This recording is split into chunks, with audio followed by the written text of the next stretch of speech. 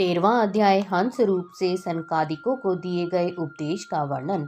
भगवान श्री कृष्ण बोले, हे प्यारे उद्धव, सत्व रज तम आदि तीनों गुणों प्रकृति के हैं, आत्मा के नहीं हैं। सत्व के द्वारा रज व तम दोनों पर विजय कर लेनी चाहिए। इस सत्व गुण के द्वारा क्षमा, दया, सत्य आदि वृत्तियों को शांत करना चाहिए। सदा सात्विक वस्तुओं का सेवन करना चाहिए, जिससे सात्विकी वृत्ति बढ़ती है और तभी जीव की मेरी भक्ति की ओर प्रवृत्ति होने लगती है। सतोगुण द्वारा ही उत्तम भक्ति प्राप्त होती है। जिस कर्म के करने से सत्व गुण बढ़े वही कर्म श्रेष्ठ है। रज तथा तमोगुणों के नष्ट होने से अधर्म नष्ट हो जाता है। देश, काल, कर्म, जन्म, शास्त्र, जल, प्रजाजन, ध्यान, मंत्र तथा संस्कार, ये 10 यदि सत्वगुणी है तो सतोगुण बढ़ता है, और यदि ये राजसिक हैं तो रजोगुण बढ़ता है, और यदि तामसिक हैं तो तमोगुण बढ़ता है। महात्मा लोग जिन्हें उत्तम कहते हैं वे सात्विक हैं, जिन्हें निंदित कहते हैं वे राजस हैं, जिनकी उपेक्षा करते हैं वे तामस हैं। मनुष्य को जब तक अपनी आत्मा का ज्ञान न हो और इस सूक्ष्म व स्थूल शरीर तथा तीनों गुणों से निवृत्त न हो, तब तक सत्व गुण बढ़ाने के लिए सात्विक जल, भोजन, शास्त्र आदि का सेवन करना चाहिए। ऐसा करने से धर्म बढ़ता है और धर्म से अंतःकरण शुद्ध होता है, जिससे आत्मज्ञान प्राप्त होता है।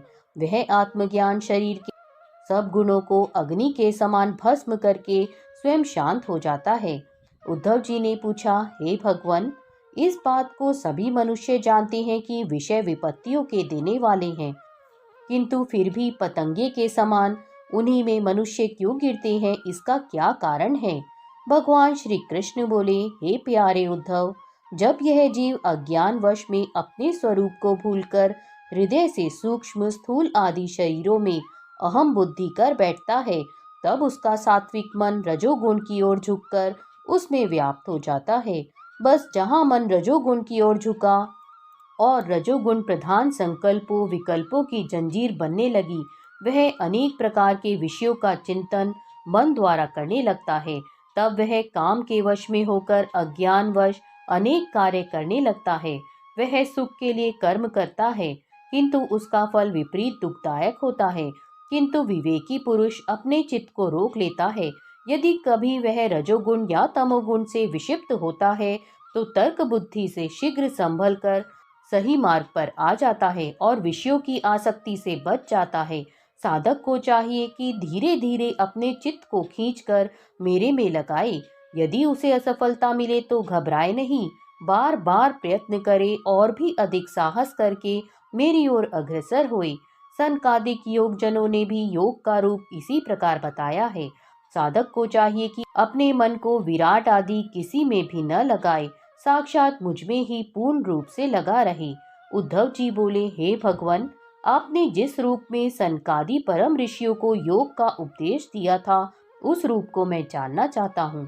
भगवान श्री कृष्ण बोले, हे प्यारे उद्धव, सनकादि योगी जन ब्रह्मा के मानस पुत्र हैं। उन्होंने अपने पिता ब्रह्मा से एक समय यह प्रश्न पूछा था। सनकादिक ने पूछा, हे पिताजी, यह चित्त विषयों में फंसा रहता है और विषय अर्थात गुण चित्त में फंसे रहते हैं। चित्त तथा विषय दोनों परस्पर ऐसे घुले मिले रहते हैं। फिर ऐसी दशा में मनुष्य का चित्त विषयों से न हटे तो इस संसार से मुक्ति कैसे पा सकता है? अब हमें यह बतलाइए कि चित्त तथा विषय एक दूसरे से कैसे अलग अलग हो सकते हैं।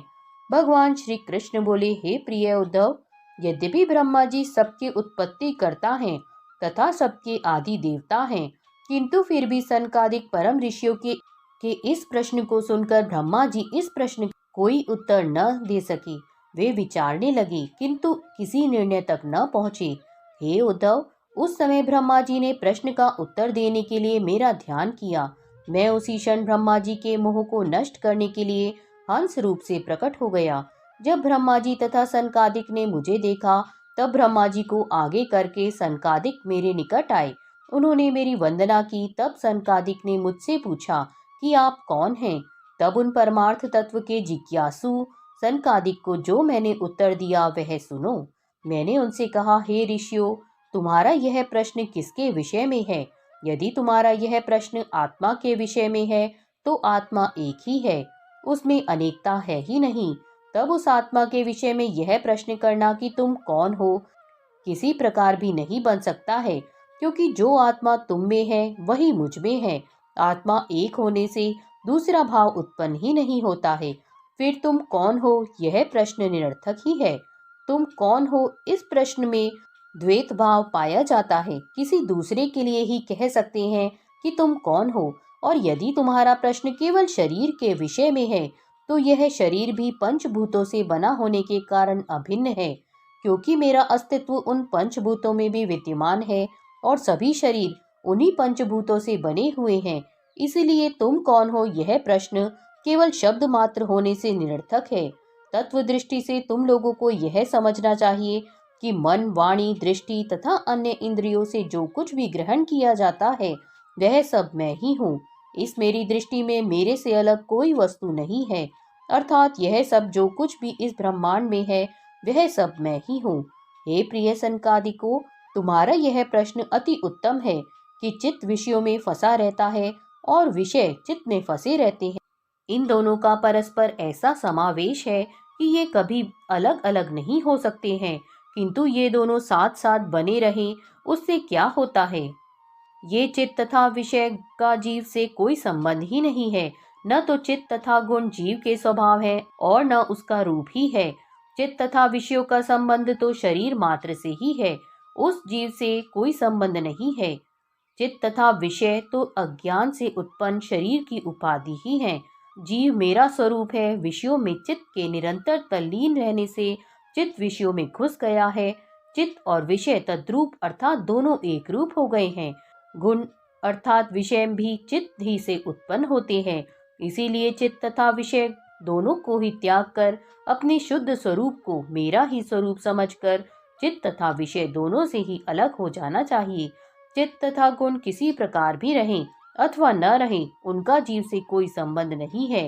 हे प्यारे ऋषियों, मनुष्य की जागृत, स्वप्न तथा सुषुप्ति में तीन अवस्थाएं गुणों के अनुसार आती जाती रहती हैं, और ये तीन अवस्थाएं बुद्धि की ही वृत्तियां मानी गई हैं। यह अनुभव से सिद्ध हो चुका है कि जीव तीनों अवस्थाओं में ही रहता है। यदि जीव केवल जागृत अवस्था में ही रहे, स्वप्न तथा सुषुप्ति दशा में न रहे, तो स्वप्न की तथा सुषुप्ति दशा की बात कैसे याद रहे। वह तीनों अवस्थाओं में साक्षी रूप से रहता है। ये तीनों अवस्थाओं में उत्पन्न होने वाला संसार बंधन ही जीव को विषयों में फांसने वाला है। वह इन तीनों अवस्थाओं को अपनी अवस्था समझकर उनके बंधन में बंध जाता है।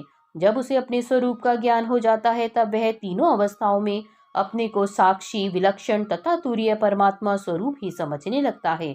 जब वह ऐसा समझने लगता है तब चित्त तथा गुण दोनों एक साथ ही त्यागे जाते हैं। उन दोनों को एक दूसरे से अलग करने की आवश्यकता नहीं होती।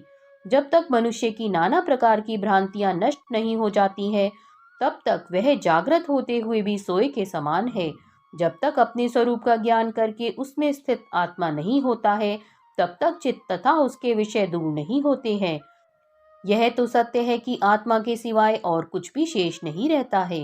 हे ऋषियों, यह मैं पहले कह चुका हूँ कि इंद्रियों द्वारा जितना भी प्रतीत होता है, दृष्टि आता है तथा सुना जाता है, वे सब नाशवान हैं। उनका अस्तित्व क्षणिक होता है। उनका विनाश तथा उत्पत्ति पल पल में होता रहता है। उन सब का अनुभव जागृत अवस्था में आत्मा ही करता है। स्वप्न के समय भी वह आत्मा ही उनका अनुभव करता है और सुषुप्ति दशा में भी वही आत्मा उनका अनुभव करता है। वह एक ही आत्मा तीनों अवस्थाओं में साक्षी रहकर सबका अनुभव करता है। उसे तीनों कालों की स्मृति बनी रहती है। इसीलिए यह सिद्ध होता है कि सत्व, रज, तम तीनों गुणों में मन की जागृति, स्वप्न तथा सुषुप्ति अवस्था होती रहती है। ये तीनों अवस्थाएं मेरी माया से मुझ में प्रतीत होती रहती हैं। यह मेरा दृढ़ निश्चय है। मेरे वचनों पर दृढ़ रहकर ज्ञान रूपी तलवार से अहंकार को नष्ट कर दो और फिर उसे मत जगने दो। मुझ परमात्मा के चिंतन में ही लीन रहो। इस जगत को मेरा क्रीड़ा स्थल समझो। मैं माया का आश्रय लेकर क्रीड़ा करता हूँ। यह जगत क्या है? मेरे ही छोटे बड़े अनेक रूप हैं। यह मेरा जादू का खेल है। मैं जादूगर हूँ। यह जगत क्या है? मेरे ही छोटे बड़े अनेक रूप हैं। इसीलिए तुम लोगों को तृष्णा रहित मौन रहकर मेरी माया से रचे हुए इस जादू के खेल में अपने को नहीं भूलना चाहिए। जब एक बार मेरी माया को पार कर जाओगे तब फिर इसके भ्रम में न पड़ सकोगे। मैंने तुमसे जो कुछ भी कहा है वह सांख्य तथा योग दोनों का ही गोपनीय रहस्य है। मैं स्वयं परमात्मा हूँ, तुम लोगों को तत्व ज्ञान का उपदेश देने के लिए ही यहाँ आया हूँ। हे ऋषियों, मैं योग, सांख्य, सत्य, मधुर भाषण, तेज, श्री, कीर्ति तथा दया और इंद्रियों को वश में करना, इन सब की परम गति हूँ, अर्थात इनका स्वामी हूँ। हे प्रिय उद्धव, मैंने सनकादि ऋषियों को उनके प्रश्न का उत्तर देकर उनका संशय दूर कर दिया। उन्होंने मेरी पूजा, स्तुति तथा वंदना की। तत्पश्चात में अंतर्ध्यान होकर अपने धाम को चला गया। 14 अध्याय भक्ति योग की महिमा तथा ध्यान विधि का वर्णन करना। उद्धव जी ने पूछा, हे परमात्मन, आप ब्रह्मवादियों में श्रेष्ठ तथा भक्त वत्सल भगवान हैं। ज्ञानी जनों ने आत्म कल्याण के लिए अनेकों साधन वर्णन किए हैं, सभी अपने विचार से श्रेष्ठ हैं। आपसे इस भक्ति योग के विषय में जानना चाहता हूँ कि आपने इन साधनों में से कौन सा साधन श्रेष्ठ माना है। भगवान श्री कृष्ण बोले, हे प्यारे उद्धव, यह वेदवाणी प्रलय काल में लुप्त हो जाया करती है। जब सृष्टि का समय फिर आता है तब मैं अपने संकल्प से पुनः ब्रह्मा को इसका उपदेश करता हूँ। वही मेरा भागवत धर्म है। इस भागवत धर्म का उपदेश ब्रह्मा ने अपने पुत्र स्वयंभू मनु को तथा मनु ने भृगु, अंगिरा, मरीचि, पुलह, अत्रि, पुलस्त्य तथा क्रतु इन सब ऋषियों को इसका उपदेश दिया। तत्पश्चात इन प्रजापतियों ने इसका उपदेश अपनी संतान, देवता, दानव, मनुष्य, गंधर्व, चारण आदि को दिया। सभी ने अपने अपने मत अनुसार सत, रज और तम इन तीनों गुणों के वशीभूत होकर भिन्न भिन्न बुद्धि से भिन्न भिन्न प्रकार से किया है। इसी कारण से इस वेदवाणी के भिन्न भिन्न अर्थ हो गए हैं। हे प्यारे उद्धव, मेरी माया के वशीभूत सबकी बुद्धि रहती है। उसी के अनुसार आत्म कल्याण के साधन भी अनेकों बतलाए जाते हैं। पूर्व मीमांसक धर्म को, साहित्याचार्य यश को, काम शास्त्री काम को, योगी जन शम दम आदि को, दंड नीति के ज्ञाता ऐश्वर्य को, त्यागी त्याग को और लोकायतिक भोग को ही मनुष्य जीवन का स्वार्थ परम लाभ बतलाते हैं। कर्मयोगी जन यज्ञ, तप, दान, व्रत आदि को उत्तम मानते हैं, परंतु ये सभी कर्म हैं, इनसे उत्तम लोक मिलते हैं, वे लोक नाशवान हैं। जब उन कर्मों का फल समाप्त हो जाता है तब इन लोकों से नीचे गिरना पड़ता है और अधोगति प्राप्त होती है। वह तुच्छ सुख है, इसलिए इन अनेक प्रकार के साधनों के चक्कर में नहीं पड़ना चाहिए। हे प्यारे उद्धव, जो नित्य सुख मेरी सन्निधि से प्राप्त होता है वह कभी नष्ट नहीं होता है। मेरी शरण में आया हुआ भक्त निर्भय तथा बेपरवाह होता है। वह सुख विषयी पुरुषों को कभी प्राप्त नहीं हो सकता। यह सुख उसी को प्राप्त होता है जिसने अपना सर्वस्व मुझे सौंप दिया है। मेरे अतिरिक्त ब्रह्म पद की भी जिसको चाह नहीं होती है, औरों की तो बात ही क्या, वह बड़ी बड़ी सिद्धियों तथा मोक्ष की भी इच्छा नहीं करता है। हे प्यारे उद्धव, मैं तुमसे कहाँ तक कहूँ, मुझे तुम जैसे प्रेमी भक्त जितने प्रिय हैं उतने प्रिय मेरे पुत्र ब्रह्मा, मेरी आत्मा शंकर, सगे भाई बलराम जी तथा मेरी अर्धांगिनी लक्ष्मी जी भी नहीं है।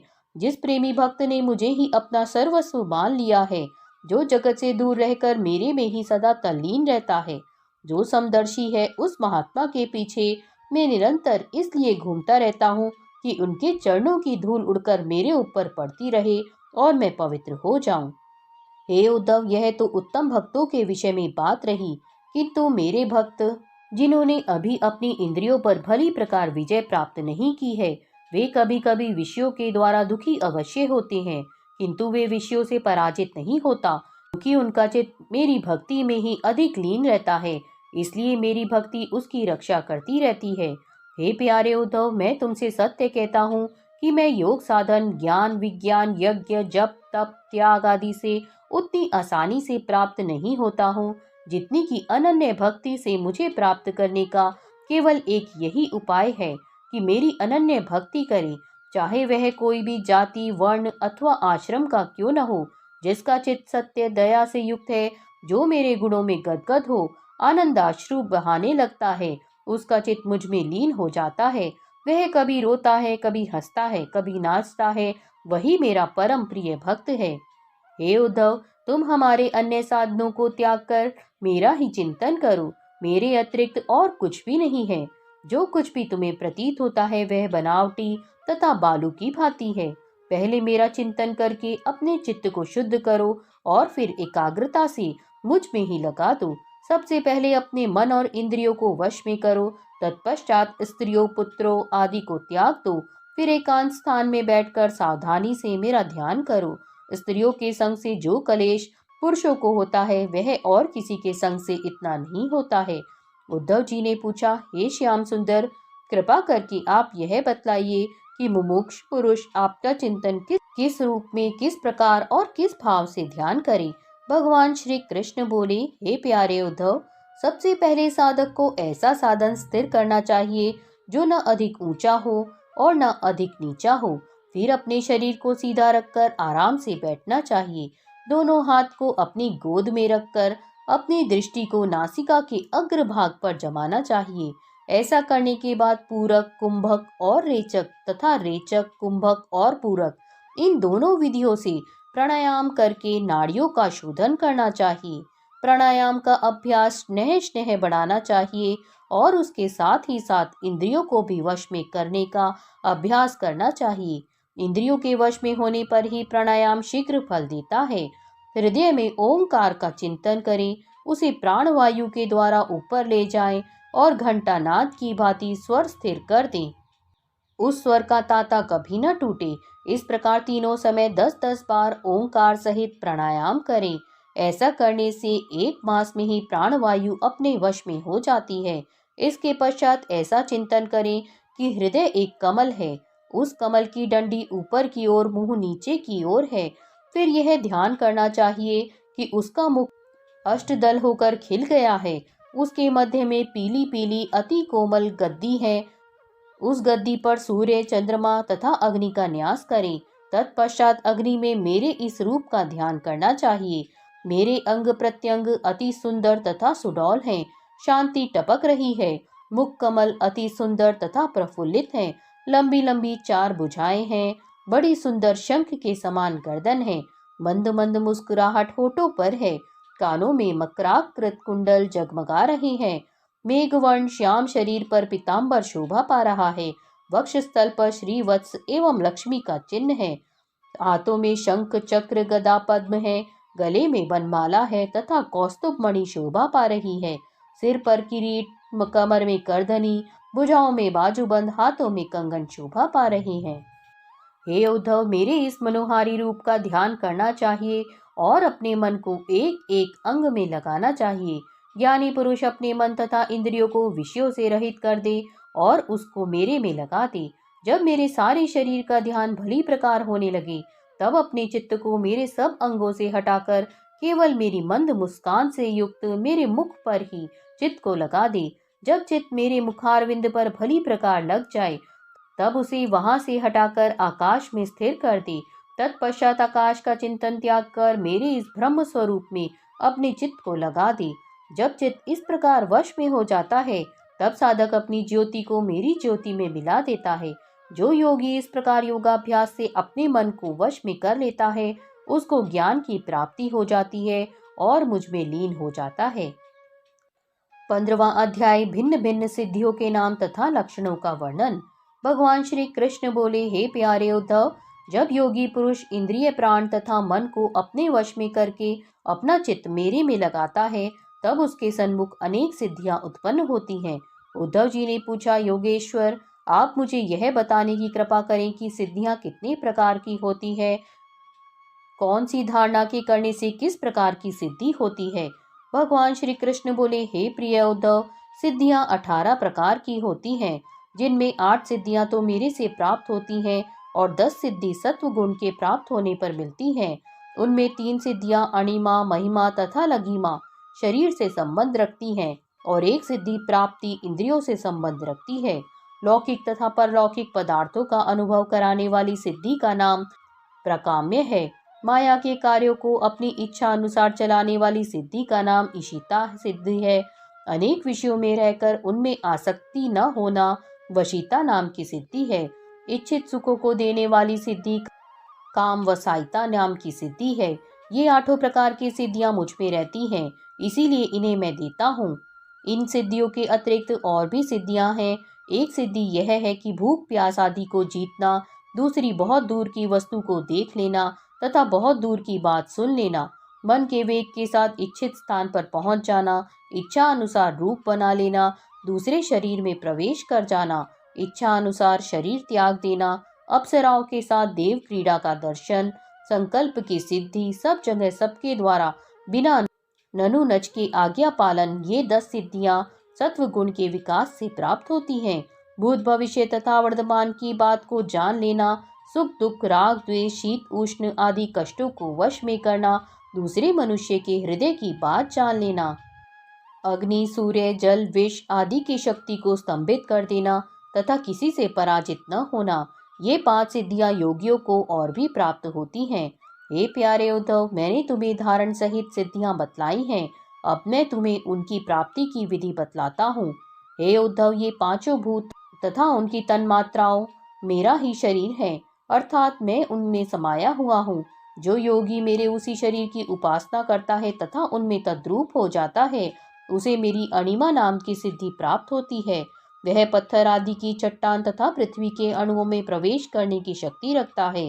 हे उद्धव, मैं महतत्व में भी समाया हुआ हूँ, वह भी मेरा ही रूप है।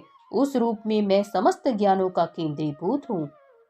जो योगी अपने मन को मेरे उस महत्वाकार रूप में लगाकर तद्रूप हो जाता है, उसे महिमा नाम की सिद्धि मिलती है। इसी भांति जो आकाश आदि पंचभूतों में से किसी एक में भी अपना मन अलग अलग लगाता है, तो उसे भी सिद्धि प्राप्त होती है, क्योंकि आकाश आदि सभी मेरा ही शरीर है। जो योगी वायु अग्नि जल तथा पृथ्वी, इन 4 भूतों के परमाणुओं में जो मेरा ही शरीर है, अपना चित्त लगा देता है और उसमें तद्रूप हो जाता है, उसे लघिमा नाम की सिद्धि प्राप्त होती है। वे सूक्ष्म अति सूक्ष्म शरीर धारण कर लेता है। जो योगी सात्विक अहंकार को मेरा ही स्वरूप जानकर उसमें अपना चित्त लगा देता है, वह संपूर्ण इंद्रियों का स्वामी हो जाता है। उस योगी को प्राप्ति नाम की सिद्धि मिलती है। जो योगी महतत्वाभिमानी मुझे सूत्रात्मा में अपना मन स्थिर कर देता है, उसे प्रकाम्य नाम की सिद्धि मिलती है, जिसके प्राप्त होने पर उस साधक को इच्छा अनुसार भोग प्राप्त हो जाते हैं। जो योगी मेरे काल स्वरूप विश्वात्मा की धारणा करता है और उसमें संपूर्ण जगत के जीवों तथा शरीरों को अपनी इच्छा अनुसार चलाने की शक्ति प्राप्त हो जाती है, इस सिद्धि का नाम ईशत्व है। जो योगी मेरे नारायण स्वरूप, जिसे तुरीय तथा परमात्मा कहते हैं, उसमें अपने मन को लगा देता है और उस योगी में मेरे स्वाभाविक गुण उत्पन्न होने लगते हैं, उसे वशीता नाम की सिद्धि मिल जाती है। जो योगी अपने निर्मल मन को मुझ निर्गुण ब्रह्म में स्थित कर देता है, उसे परमानंद स्वरूपिणी कामावासायिता नाम की सिद्धि मिल जाती है। इस सिद्धि के प्राप्त होने पर उसकी संपूर्ण कामनाएं स्वतः पूर्ण होकर समाप्त हो जाती हैं। हे प्रिय उद्धव, जो योगी मेरे श्वेत द्वीप के स्वामी रूप की धारणा करता है, वह भूख प्यास जन्म मृत्यु शोक मोह इन 6 विकारों से मुक्त हो जाता है। जो मेरे काशात्मा स्वरूप का ध्यान करता है, वह दूर की बात को सुन सकता है। जो योगी अपने नेत्रों को सूर्य में तथा सूर्य को नेत्रों में मिलाकर एक कर देता है और दोनों के संयोग में मेरा ध्यान करता रहता है, उसको सूक्ष्म दृष्टि, जिसे दिव्य दृष्टि भी कहते हैं, प्राप्त हो जाती है। जो योगी अपने मन तथा शरीर को प्राण वायु सहित मेरे साथ मिला देता है और उस समय मेरा ध्यान करता है, उसे मनोजव सिद्धि प्राप्त होती है। इस सिद्धि के प्राप्त होने पर योगी जहाँ जाने की इच्छा करता है, वहीं उसी क्षण पहुंच जाता है। जो योगी इच्छा अनुसार रूप बना लेता है, वह अपने उपादान कारण से मेरा ध्यान करता है, वह अपने चित्त को मेरे में जोड़ देता है। योगी जब दूसरे मनुष्य के शरीर में प्रवेश करने की इच्छा करता है, तब वह यह भावना करता है कि मैं उसी के शरीर में हूँ। उसका प्राण वायु दूसरे के शरीर में प्रवेश करके अपना रूप धारण कर लेता है, तब वह अपने शरीर को त्याग कर दूसरे शरीर में प्रविष्ट हो जाता है। योगी जब अपने शरीर को त्यागने की इच्छा करे, तो पहले उसे अपनी एड़ी से गुदा द्वार को दबा लेना चाहिए, तब प्राणवायु को धीरे धीरे क्रमशः हृदय वक्षस्थल कंठ तथा मस्तक में ले जाना चाहिए। तत्पश्चात ब्रह्मरंध्र में प्राणवायु को ले जाकर उसे ब्रह्म में लीन करके शरीर छोड़ देना चाहिए। उस समय यदि वह देवताओं के लोक को जाना चाहता है, तो मेरे शुद्ध सत्व में स्वरूप का ध्यान करे। तब उसे सुर सुंदरियों के साथ विमान पर चढ़कर अनेक प्रकार के भोग प्राप्त होते हैं। जिस योगी ने मेरे सत्य संकल्प स्वरूप में अपना चित्त स्थिर कर दिया है और वह मेरे ध्यान के तद्रूप हो गया है, और उस समय वह जैसा संकल्प करता है उसका वही संकल्प पूरा होता है। क्योंकि मैं ईशित्व और वशित्व इन दोनों सिद्धियों का स्वामी हूँ, इस कारण मैं उसकी सभी इच्छाएं पूर्ण करता हूँ। जिस योगी का चित्त भक्ति के कारण शुद्ध हो गया है, वह भूत भविष्य तथा वर्तमान तीनों कालों के अदृश्य विषयों को भी जान लेता है।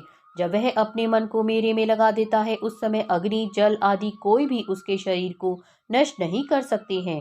वह अजय होता है। मेरी आराधना करने वाला योगी संपूर्ण सिद्धियां स्वतः प्राप्त कर लेता है। जो भक्ति योग अथवा ज्ञान योग द्वारा मुझे प्राप्त करने का अभ्यास कर रहे हैं, उनके लिए ये सिद्धियां विघ्न कारक हैं। उन्हें इन नाशवान सिद्धियों को प्राप्त करने का प्रयत्न कभी नहीं करना चाहिए। मेरे सारूप्य सालोक्य आदि को प्राप्त करना ही सबसे बड़ी सिद्धि है, क्योंकि मैं ही ब्रह्म और अद्वितीय आत्मा हूँ। 16वां अध्याय भगवान की विभूतियों का वर्णन करना। उद्धव जी बोले, हे परमात्मन, आप अनादि अनंत तथा परब्रह्म हैं। आप आवरण रहित तत्व हैं। समस्त जगत की उत्पत्ति स्थिति तथा प्रलय आप ही हैं। आप सभी प्राणियों में वास करते हैं, किंतु जिन मनुष्यों ने अपने मन तथा इंद्रियों को वश में नहीं किया है, वे आपको नहीं पहचानते।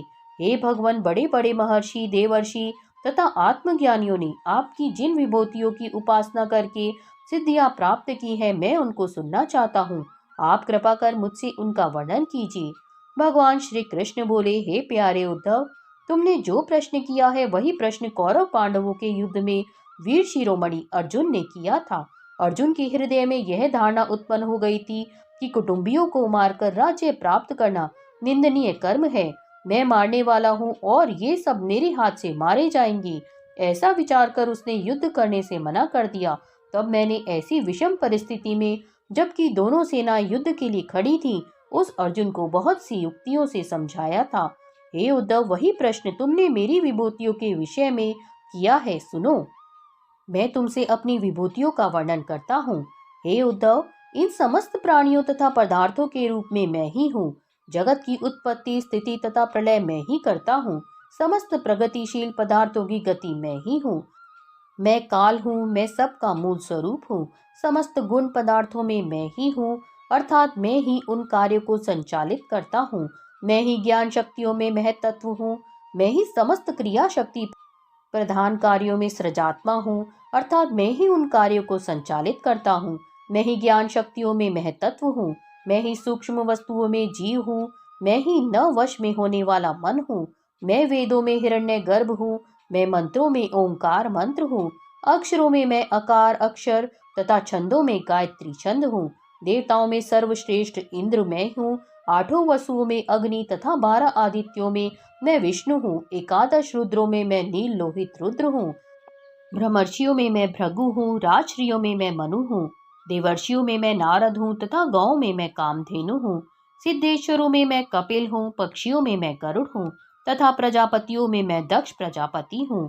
पितरों में अर्यमा पित्र, दैत्यों में दैत्यराज प्रहलाद, समस्त नक्षत्रों में चंद्रमा, औषधियों में सोमरस तथा यक्ष राक्षसों में मैं कुबेर हूँ। गजराजों में ऐरावत हाथी तथा जल में रहने वालों में उनका स्वामी वरुण हूँ। मैं तेजवानों में सूर्य तथा मनुष्यों में सर्वश्रेष्ठ राजा हूँ।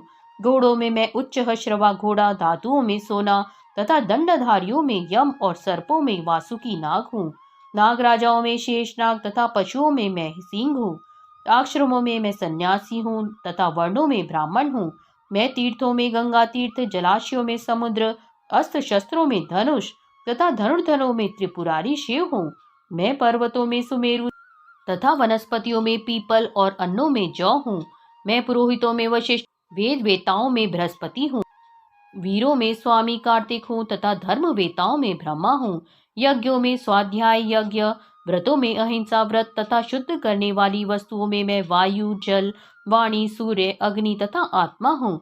योगों में समाधि योग, विजयाभिलाषाओं में मैं मंत्र बल हूँ। मैं रश्मियों में सत्वरूप हूँ। पुरुषों में स्वयंभू मनु, मुनीश्वरों में नारायण तथा ब्रह्मचारियों में मैं संत कुमार हूँ। मैं ऋतुओं में बसंत, महीनों में अगहन मास तथा नक्षत्रों में अभिजीत नक्षत्र हूँ। युगों में सतयुग, ज्ञानियों में मैं देवल तथा असित हूँ। और श्री कृष्ण द्वैपायन हूँ। कवियों में शुक्राचार्य तथा महापुरुषों में वासुदेव हूँ। भक्तों में मैं उद्धव हूँ। किम पुरुषों में मैं हनुमान हूँ। विद्याधरों में मैं सुदर्शन विद्याधर हूँ। रत्नों में पद्मराग, रत्न पुरुषों में कमल, तृणों में कुश और हवन करने की सामग्रियों में गाय का घी मैं हूँ। मैं कपटियों में जुआ, गुणों में सात्विक गुण तथा भगवत भक्तों में निष्काम कर्म हूँ। मैं 9 मूर्तियों को अर्थात वसुदेव, संकर्षण, प्रद्युमन, अनिरुद्ध, नारायण, हयग्रीव, नारद, नरसिंह तथा ब्रह्मा, इनमें सर्वश्रेष्ठ मूर्ति वासुदेव हूँ। अप्सराओं में मैं पूर्वचित नाम की अप्सरा हूँ, जो ब्रह्मा जी के ब्रह्मलोक में रहती है। पृथ्वी में शुद्ध गंध, जल में रस, तेज में अग्नि तथा सूर्य तारों में ज्योति, आकाश में शब्द मैं हूँ। दानियों में बलि, वीरों में अर्जुन तथा प्राणियों की उत्पत्ति, स्थिति तथा प्रलय करने वाला मैं ही हूँ। मैं ही संपूर्ण जगत की शक्ति हूँ। अलग अलग मैं कहाँ तक गिनाऊं। पृथ्वी आदि एवं पंचभूतों, अहंकार, महतत्व, जीव तथा तीनों गुण, इन सब से परे मैं ही पर ब्रह्म हूँ। मैं ही इन गुणों को ग्रहण करने वाला गुणी हूँ। मैं ही सर्वात्मा तथा सर्वस्व हूँ। मेरे अतिरिक्त इस जगत में कोई भी पदार्थ कहीं भी नहीं है। मेरी विभूतियाँ इतनी अगण्य हैं कि पृथ्वी के कण गिने जा सकते हैं, किंतु वे नहीं गिनी जा सकती, क्योंकि मेरे द्वारा रचे हुए कोटि कोटि ब्रह्मांडों को ही जब नहीं गिना जा सकता, तब मेरी विभूतियों की गणना कैसे की जा सकती है। तुम यह समझ लो कि जिस व्यक्ति में तेज, श्री, कीर्ति, ऐश्वर्य, लज्जा, त्याग, सौंदर्य, सौभाग्य, पराक्रम, तितिज्ञा तथा विज्ञान आदि सब श्रेष्ठ गुण विद्यमान है, वह मेरा ही अंश समझना चाहिए। हे प्यारे उद्धव, सूक्ष्म रूप में मैंने तुम्हें अपनी विभूतियां बताई हैं। ये जितनी विभूतियां मैंने कही हैं, परमार्थ की वस्तु नहीं है। इनसे मनोविकार ही उत्पन्न होता है, क्योंकि जो मन से सोची जा सकती है तथा वाणी से जिसका वर्णन किया जा सकता है, वे सभी वस्तु नाशवान हैं, वास्तविक नहीं है। इसीलिए तुम्हें अपनी इंद्रियों को वश में करके आत्मशक्ति द्वारा बुद्धि को स्थिर करो। साधक बुद्धि के द्वारा वाणी तथा मन को जब तक अपने वश में नहीं कर लेता है, तब तक उसकी तपस्या, दान, व्रत आदि जल से भरे कच्चे घड़े के समान नष्ट हो जाते हैं। इसीलिए मेरा भक्त अपनी बुद्धि, वाणी, मन तथा प्राणों को पूर्णतया वश में कर ले, तभी वह कृतकृत्य होकर मुझे प्राप्त कर लेता है।